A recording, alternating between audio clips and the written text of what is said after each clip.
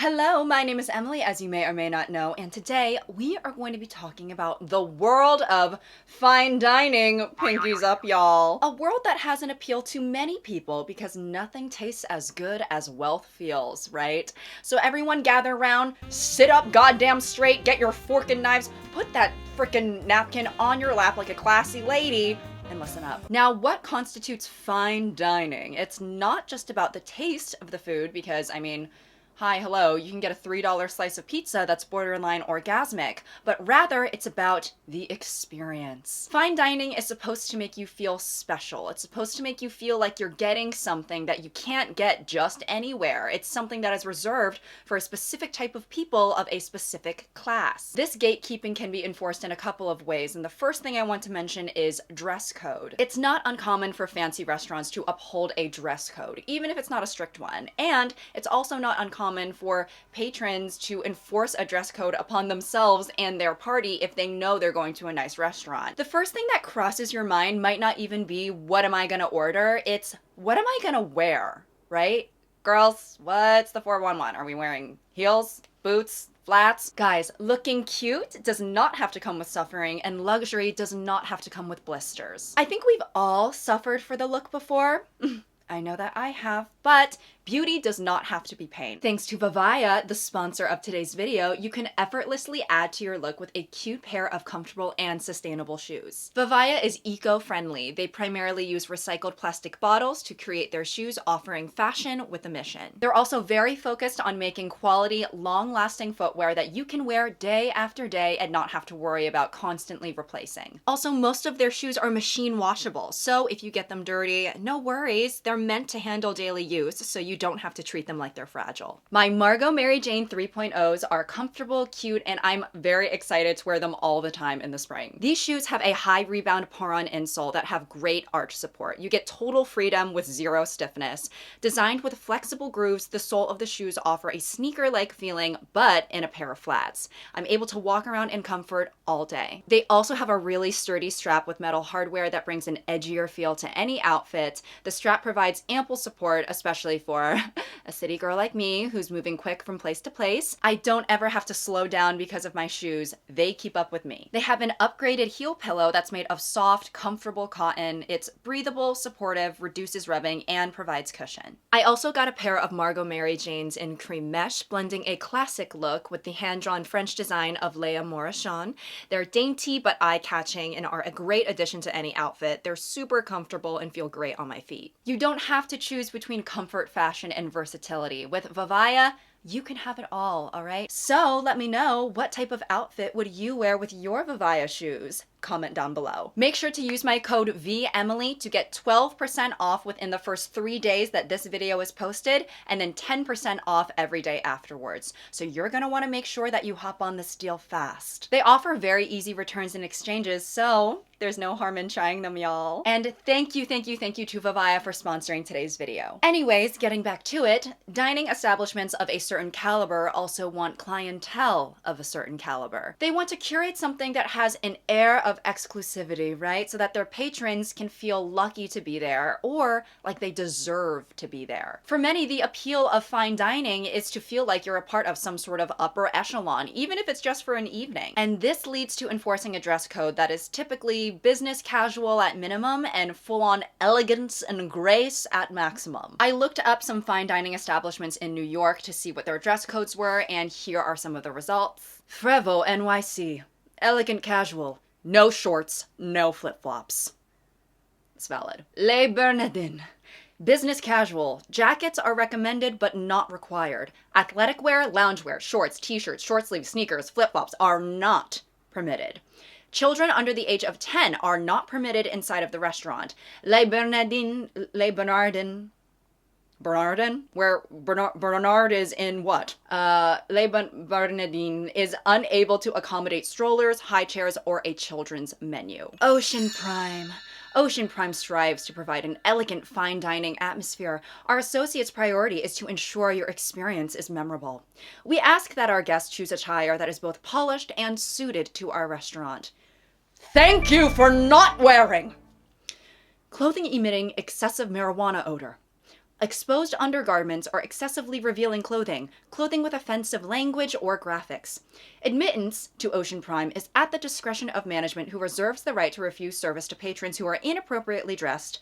We appreciate your cooperation. And the idea of dress code enforcement is not only interesting from an establishment's point of view, but also the customer's point of view, right? Because the way these businesses operate, of course, first and foremost, they're thinking about pleasing the customer. And these types of customers who are able to frequent fine dining establishments and be regulars there, they likely consider themselves to be of a certain status, and they might want that status to be maintained not only within their own party, but everyone else surrounding them. And if this maintenance is compromised, they might feel like it actually hinders their dining experience.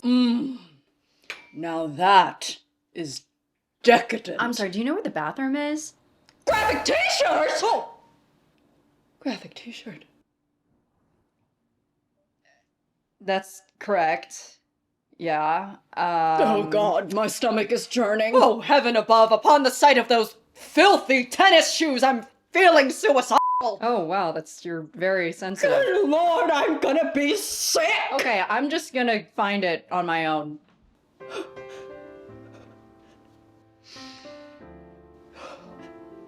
We survived.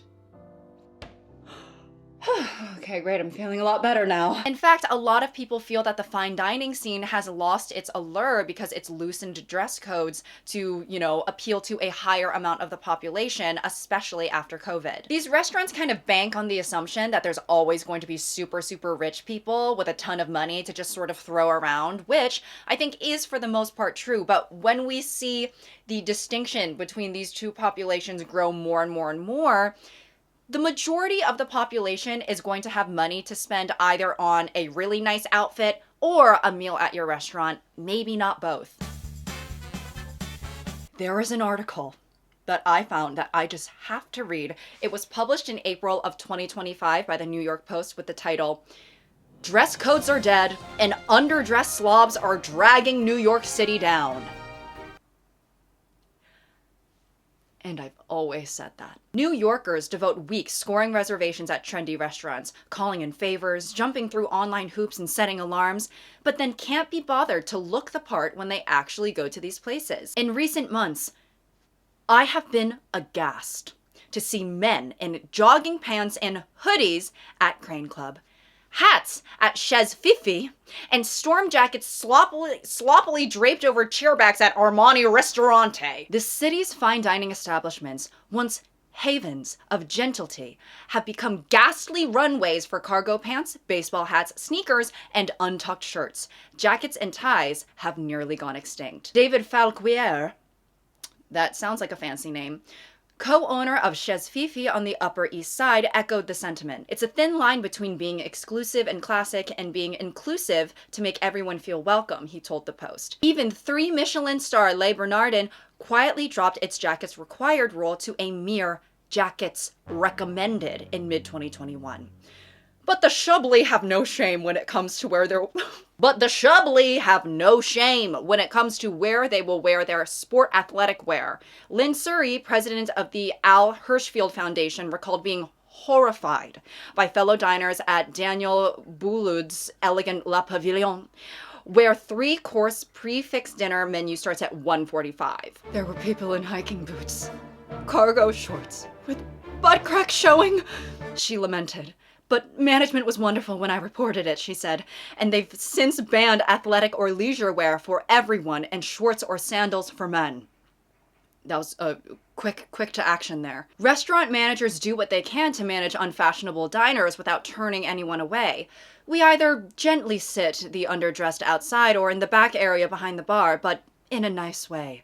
La Golu general manager Mohammed Douad said, "I don't want somebody poorly dressed in the front. It isn't what our regulars want to see." Daoud perfected the drill at Harry Cipriani on 5th Avenue, where he once worked. At La Golu, it happened so smoothly and politely, few customers even notice. We'll say, "We have a nice corner or a nice banquet for you. We can't offend anyone." This article sent me to the beyond. The infinity as well. Because listen, I don't think it's above my skill set to be able to clean up nicely for a fancy restaurant. However, generally speaking, I'm imagining that I show up somewhere. The host sees my outfit and gets sent into a state of shock. A shiver is running down his spine while he is trying to figure out, where in the hell do I put this ghastly ghoul? The thought of rich regulars being so dismayed and disgusted by my outfit that the staff has to seat me somewhere that is out of sight. Girl, I'm about to guffaw. I will say it's impressive that people have learned to navigate that without offending anyone. You know, it makes me wonder if all fancy restaurants have a designated area for their less presentable patrons. Hi, table for two? I'm still just waiting on my boyfriend. Oh, good Lord! What a lucky guy. Of course, we can accommodate you, and lucky for you, we actually had one of our most requested seating arrangements just open up, so I would be happy to let you dine there without any extra cost. Really? Oh my God, that is so nice. I will escort you there now, miss. Thank you so much. Like, that is super... Now, please, hurry quickly. And here it is. I don't mean to be rude, but this just looks like a storage closet. Oh, well, perhaps to a commoner's eye it may appear that way. Commoner? But this space was specially crafted by the chef himself to make sure that lucky patrons would be able to be around all of the moving parts that make their meal possible. All right, it's like admiring the Mona Lisa in Da Vinci's studio, in a way. Right, why is it so dark? This is also somewhat of a sensory deprivation area, so that the taste buds are heightened and will enhance the flavor of the meal or something. Oh, okay, yes, I see. I guess that makes sense. Thank you. All right, it has been an honor. I will make sure to guide your husband to the correct place very promptly, and just stay here, please. Oh, okay, yeah, he'll be wearing a Gap hoodie with ripped jeans and Velcro sneakers. I'm sure. High society and maintaining an image of wealth and importance isn't just about how you dress, but also about etiquette. There is a right and wrong way to do things, and in fact, there's plenty of guides, articles, and classes that are dedicated towards fine dining etiquette and table manners. In an article from thetakeout.com, they offer 11 fine dining etiquette rules that catch first-time diners off guard. So let's look at a few. And by the way, I'm going to be paraphrasing a lot of the points so that I can get through more rules, but just know there are multiple paragraphs elaborating on each individual piece of guidance. First one, never lift the menu off the table when you're ordering. In fine dining, your menu should never leave the table. While you may not intend it as rude, holding up a menu often blocks direct eye contact between you and the waiter, which can be seen as off-putting. Observe the lip ring rule. That stunning lip combo that looked incredible when you walk through the restaurant doors doesn't look so hot smeared all around your wine glass by the end of the night. Not classy. The first time you take a sip from your glass when fine dining, that spot becomes your designated spot for the rest of the evening. Fine dining is nothing if not all about impeccable aesthetics. And multiple lipstick stains ringing around your entire wine glass rim, it just looks messy, and we can't have mess in fine dining. And I am so sorry for pointing this out to thetakeout.com, my beloved, but I really appreciate you writing this article saying it just looks messy right after making a typo that says wine glad instead of wine glass. Never blow on your food to cool it off. Not only does it appear unrefined and can even sound appalling too, depending on how much gusto you put into it. That is so... I'm imagining myself looking out into the streets of Paris, about to take a sip of my, French onion soup, and I go... Blowing on your food subtly suggests an impatience that is anything but fine when fine dining. Recall a time when you've witnessed a fellow diner doing this very thing, blowing on their food like a bumbling pufferfish with zero poise. Not mindful, not demure. This is the last one I'll touch on. Excuse yourself, but don't announce destination. Yes! I love the idea of me sitting around a dinner table, surrounded by a bunch of my colleagues, and I just go, I have to go. While it may feel like an explanation is fitting when taking your leave to get some relief, fine dining etiquette deems any discourse surrounding pre-sewer happenings as absolutely not necessary, and actually quite undesired. It's a really good thing that they made me aware of this now, because I actually thought that the proper etiquette was to stand up and announce to the entire restaurant, "I'm about to clog this toilet so nasty, they're gonna have to put a flood warning up in this bitch." Okay, wait, I lied. This is the last thing that I'll add. Leave one small bite behind. In the world of fine dining, polishing off every last morsel might be sending an unintended and unflattering message. In many high-end restaurants, especially those outside of the United States, right, because here in the United States we're kind of known for our gluttony in a way, leaving a bit on your plate signals you were satisfied by the meal entirely, so much that you didn't even need to finish it. And then this is interesting. The last line says, practically licking the plate clean reads as common behavior. Right. Interesting. Oh, so you ate every single crumb of that $400 steak and caviar that you just paid for? Okay, it's giving starving and poor much. So as you can see, the world of fine dining is one that needs a little bit of preparation if you want to look like you belong there. For me, of course I would feel like a fish out of water. I think the nicest restaurant I've ever been to is probably what, like, Fogo de Chao? Fogo de Chao, right? I mean, you can tell even by the way that I just said the restaurant name that it's not really giving an air of sophistication. Even though we all can be ordering from the same expensive menu for the well-seasoned, wealthy regular, that still might not be enough to earn respect. If you go into fine dining as a customer without any sort of briefing, it's very possible that some people might still look at you like a tactless slob. That's the wrong fork. You want to use the fork that is northeast of the appetizer plate. That is the first bite fork. My mistake. You don't take another bite with the first bite fork. It's only for the first bite. It's in the fucking name. Oh, right. Of course. Don't place the first bite fork in the northeast again. You want to place it in the west because the sun sets in the west. And this represents that the fork's purpose has been fulfilled. Okay, what the fuck? Put your pinky down! Oh, good lord. What? What? I thought this is what fancy people do. That is a myth, you pleb.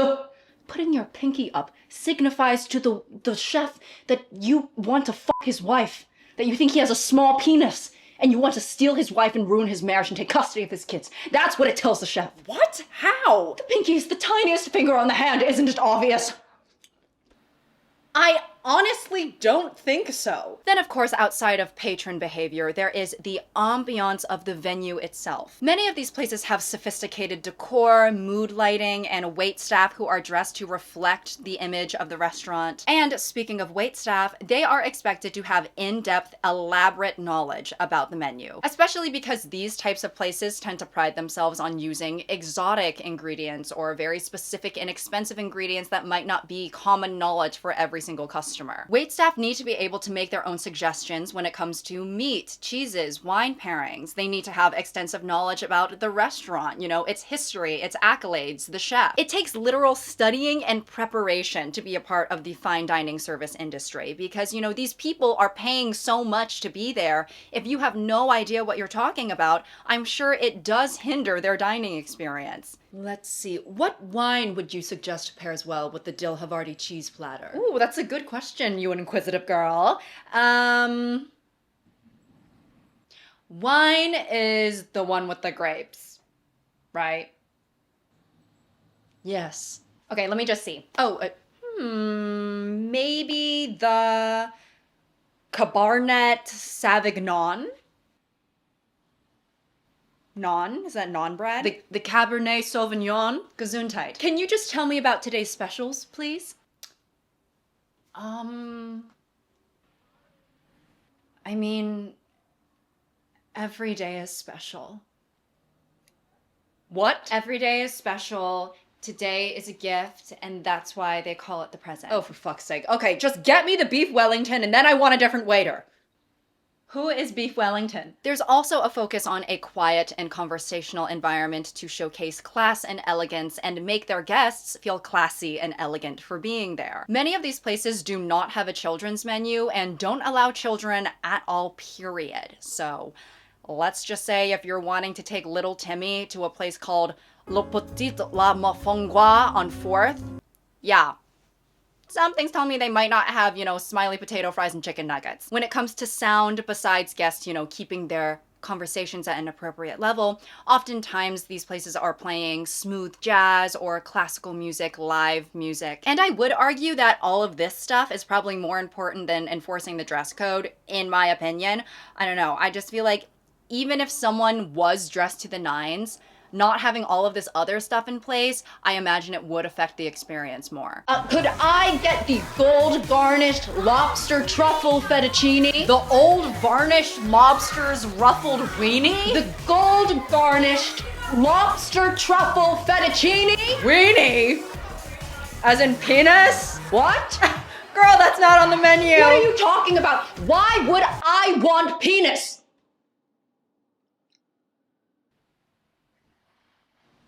Oh.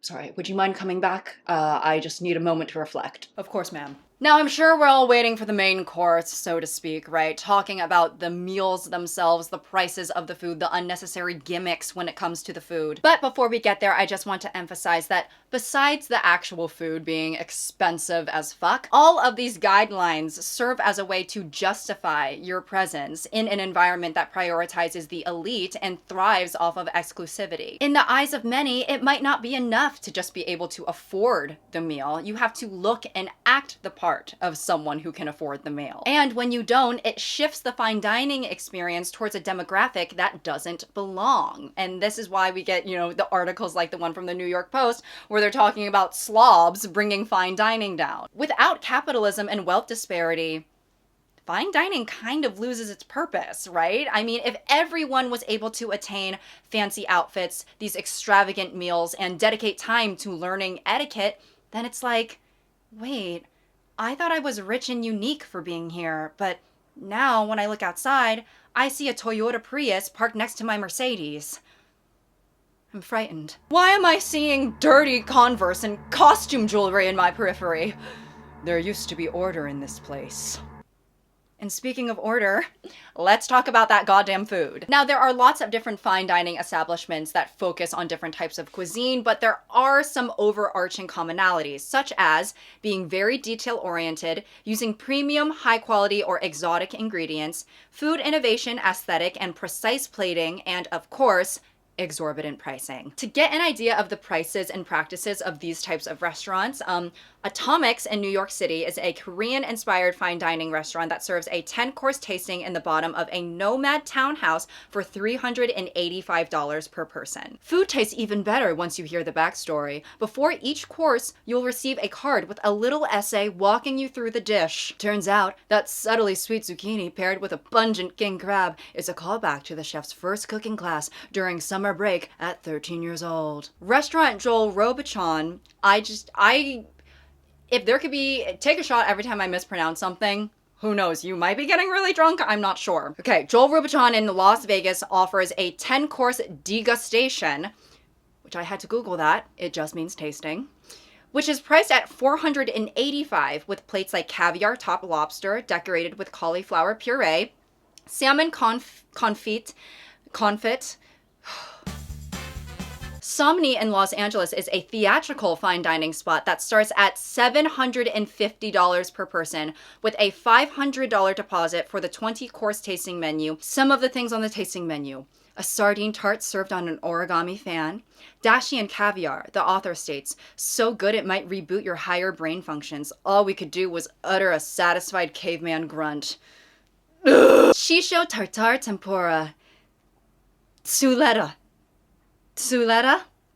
When I first read that, I was like, who? But it's a type of steak. Cow and her milk, which is a cow-shaped cookie and a squiggle of runny, perfectly ripened French tripe cream cheese perked up with a vanilla with vanilla, tart apples, and roasted hazelnuts. Right, so it's clear that for fine dining restaurants, each course is damn near a science project, art project combination. And as much as we can talk about the elitism of it all, I mean, of course, I do have to commend these chefs and the expansiveness of their palates and their knowledge because, let's just say when I cook, oh, they would be horrified at how I run my kitchen. Oh, also, we have mice that like to hang around this area, so just keep an eye out. Are you serious? Yeah. But anyways, today, for you, my good sir, I am going to be making lightly breaded chicken morsels with a side of batonette-style fries and a tomato puree. That just sounds like chicken nuggets and fries. Yeah, I know. I was just trying to kind of meet you where you're at, you know. Where is all your equipment? Oh, it's in the dishwasher. The dishwasher is not running. Right, yeah. My roommate and I, we kind of wash all of our dishes by hand, and then we just use the dishwasher as a drying rack because it's kind of super fucked up and lopsided and barely functional. So honestly, I think it makes for a great place for the mice to hide. And I wish I was joking, but I'm not. Okay, so what are you going to use to make your meal? The only thing I'll ever need. The air fryer. Okay, and what oil are you going to use? I don't really keep track of the brand names and stuff. I usually just get the cheapest one. This one says Bertatoli. Bertatoli. Oh wow, thin like water. This is hell. This is my hell. And I do want to touch on a particular dish that restaurants can't even have on their menu because it's illegal to serve, right? It's so rare, which obviously makes rich people want it, and they'll pay a hefty price to get it. There is a French delicacy that is reserved for the most wealthy and most connected members of society called the ortolan bird. The fragile songbird from France, which weighs about less than an ounce and is the size of your thumb, was served exclusively to royalty and rich gourmands until it became illegal in 1999. The procedure for preparing ortolan has long been controversial. They are kept in darkness for weeks or are blinded, which causes the bird to gorge on grains and grapes and become fat, the key ingredient to its decadence when cooked. The birds are then thrown alive into a vat of Armagnac brandy, alcohol, which both drowns and marinades them, then they are roasted. Ortolans are meant to be eaten feet first and whole, except for the beak, according to the Times. When you eat it, traditionally, you are actually supposed to put a napkin over your head. People say it's for different reasons. Some people say it's to trap the aromatics as you're eating. Other people say, and I quote, to shield the act from the eyes of God and hide shame. So I guess it's kind of up into interpretation. The rare and expensive bird was actually even featured on Succession. What now? Ortolan. What's ortolan? It is a deep-fried songbird. You eat it whole. Oh my god. This is like a rare privilege, and it's also kind of illegal. Oh my god.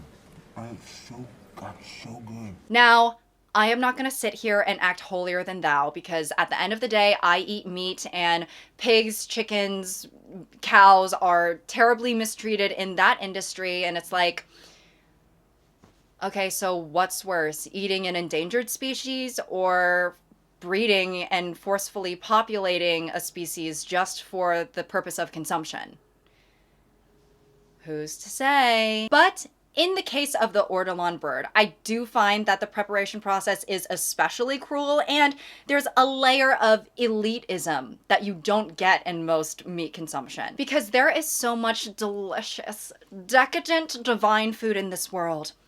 But you, as someone who is really, really rich, and probably a piece of shit, you want to go on the black market to hunt down a tiny little songbird that lasts for one bite, that also, mind you, has to be blinded for weeks, drowned alive in, blame it on the alcohol, and then you want to do that for why? Just because it's an exclusive experience, right? If they were selling ortolan bird at Popeyes, I'm sure you wouldn't give a fuck. All of this stuff tells me that, what I can gather from fine dining is that rich people will spend their money on whatever. And this is not to negate or downplay the amount of attention, expertise, and effort that goes into running a fancy restaurant or to minimize the power of food. However, to me, the fine dining world is to restaurants as Erewhon is to grocery stores, but like times 10. Where I'm just sort of like, you know you don't have to be spending this much money just to feed yourself, right? But here's the thing. I think you do know that, and you just don't care because you have so much money, which is good for you, I guess. And I think when fine dining restaurants are so expensive, you would think that it doesn't give them too much wiggle room to sort of experiment, think outside of the box, things like that, because you want to make sure that the patrons are enjoying your meal, so you don't want to stray too far away. However, because it's so exclusive, there's almost a layer of protection where it's like, okay, even if this is a crock of bullshit, you're the one who's paying $780 for it, so you should probably try justifying this in your mind somehow, which is where, you know, pretentiousness comes from. Because some of the things that these restaurants are doing are on the border of experimental versus just plain outrageous. For example, the fine dining restaurant Bros in Italy was the target of some online backlash a couple of years ago after a customer posted a lengthy and detailed rant about their experience there. First of all, I don't know if it's an Italian thing, but calling a fine dining restaurant Bros, as an American, there's a little bit of a language juxtaposition there for me. That would be like if I opened up a fast food restaurant and named it like Enchanté moi. All right, the title of this article is Woman Left Hungry After 27-Course Meal at Michelin-Starred Restaurants Shares the Ridiculous Things She Was Served. I'm just going to go through the evidence provided. This was the largest course of 27. 6 noodles and 1 piece of bread each. I've added the bread plate for scale. Here we have a course for 2 people, and it looks like 2 singular mussels on a bed of inedible seashells. This course is what she describes as reconstituted orange slices that were supposed to be 1 per person, and 1 orange slice per person. And at this point, it's like, okay, now you're starting to piss me off, right? Okay, so she asked the waiter if she could eat the real orange that had been served alongside the designated slices, to which the waiter said, yes, but you really aren't supposed to. He let me have 2 segments and then he whisked the fruit away. One of the courses was a paper-thin fish cracker. This was a main course. It's about a tablespoon of food. And I have no idea what this is supposed to be. Like, overhydrated rice, a sliver of oyster loaf with foam. This is just labeled the meat droplet course. Good Lord. Cuttlefish flavored marshmallow. And then this I saved for last because, wow. A citrus foam was served in a plaster cast of the chef's mouth. Absent utensils. We were told to lick it out of the chef's mouth. Amen. Sorry, I was just praying for better times for us all. You are gonna make me lick a foam out of a replica of the chef's mouth. Now what we're all sitting around the dinner table recreating, you know, Jimmy Fallon making out with, not Jimmy Fallon, Justin Bieber making out with that fucking mannequin head on the Jimmy Fallon show in 2013. It's like it does get to a certain point where even the rich people are like, I can't even pretend to be pretentious about this. This just sucks. And it makes me wonder, you know, when is enough enough? How far are people going to go with this sort of thing? So just to give you an overview of this magical evening, we will be starting out with the first course, which is a concoction of 3 very carefully plated cucumber seeds, which are garnished with the thoughts and prayers of the chef, and salt. The 3 seeds are supposed to represent the 7 wonders of the world. But there are only 3 seeds. Good catch! The next course will be a bucket of inedible hay in which inside, hidden, there is 1 roasted duck bone. This is supposed to be a nod to the popular phrase, needle in a haystack, which is supposed to be a representation of the chef's rural roots. I'm sorry, so There's only one bone? Correct, and whoever finds the bone first gets to suck all the marrow out. Sucky, sucky, suck. But there's two of us. Good catch! And then for the next course, we will be serving an ounce of a decadent, divine butternut squash soup. However, all utensils will be removed from the table and you must eat the soup with a pipette. However, the shaft of this pipette has been constructed from the chef's toenails, representing something. What? I'm sorry. His toenails? Correct. It took us years to craft each individual pipette because the chef has a foot fungus, so we could only use the toenails from his right middle toe. All of the chef's toes have a toenail fungus except for his right middle toe. No. His right middle toe is the only toe with the foot fungus. The chef believes that leaving a little piece of his fungus into the soup gives it a little extra zing. Pardon. Did we put a down payment on this? Yes. How much?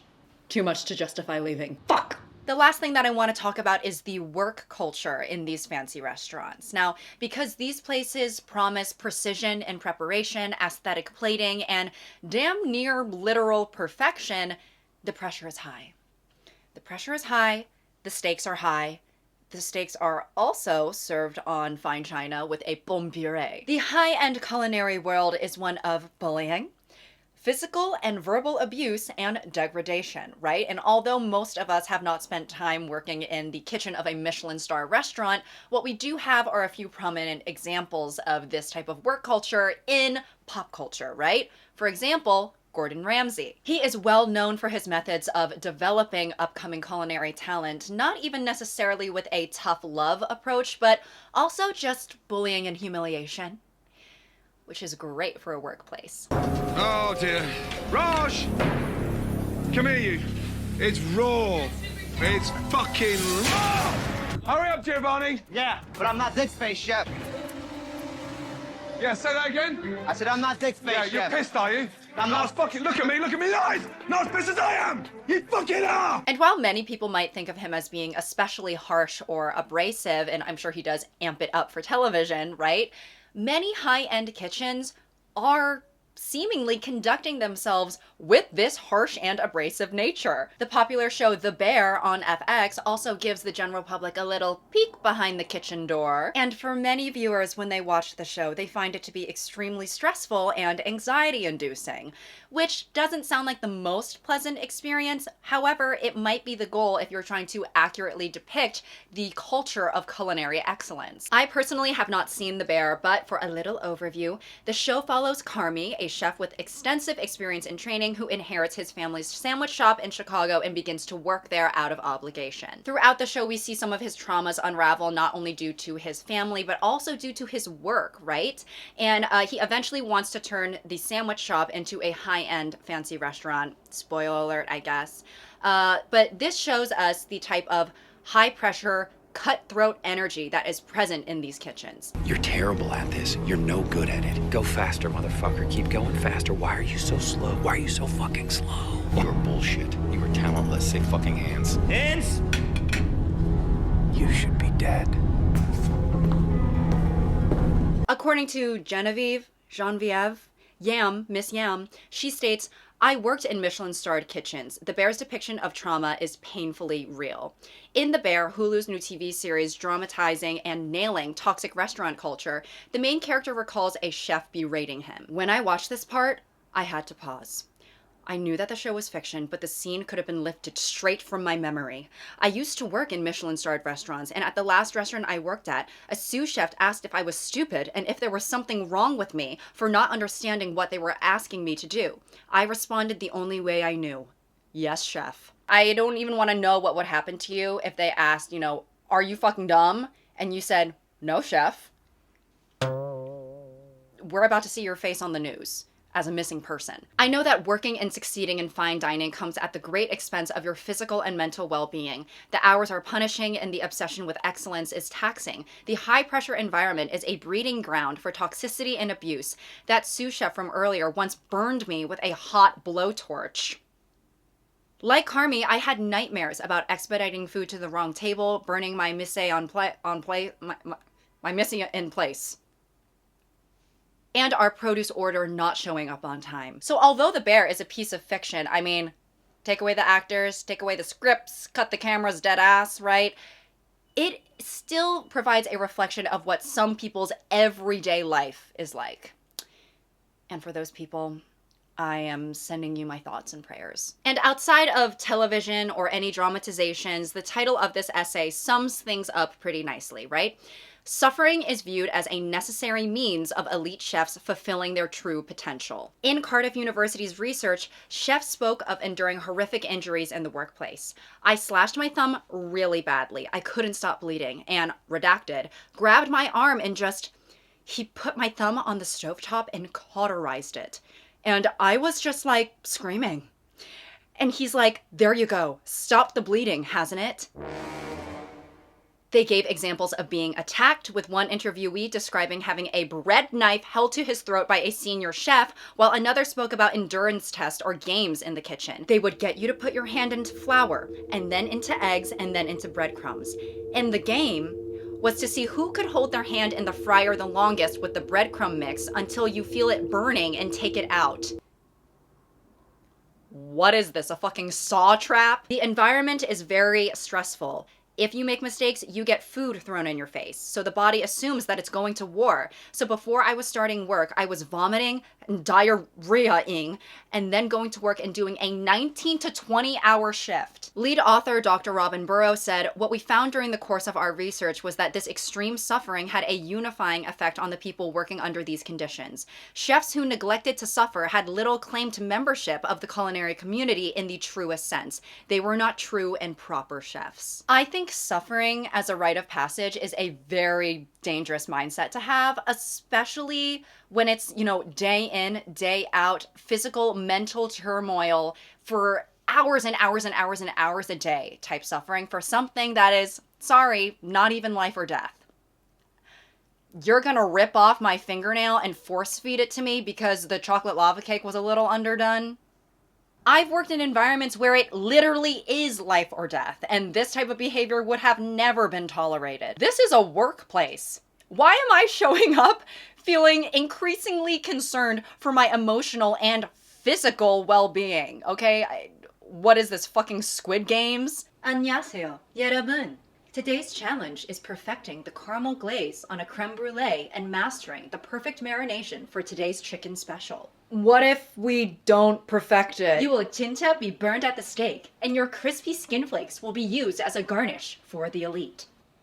Okay, is there like an HR that I can talk to, or HR upsayo, or what's going on here? Now, upon my research of these environments, I was thinking to myself, why does fine dining tend to have such a terrible normalized workplace culture in the kitchen? And I do think that an aspect of this is that, cooking used to be seen as more subservient because it was associated with a woman's role in the kitchen. So how do we take this thing that has a feminine connotation and turn it into a respectable masculine career? Well, you torture people so that they have to earn their place. It seems to me that when it comes to cooking, it's a woman's role, but it can be a man's job. Now, I recognize that there are women present in fine dining kitchens, and men can cook regularly at home, whether it be for themselves or their families. But generally speaking, the culinary world is a very male-dominated one. At first, for us women, cooking was not a career option. It was an expectation. It was supposed to be inherent to our role in the household. Even if women have a ton of expertise and experience, because that experience is limited to the home,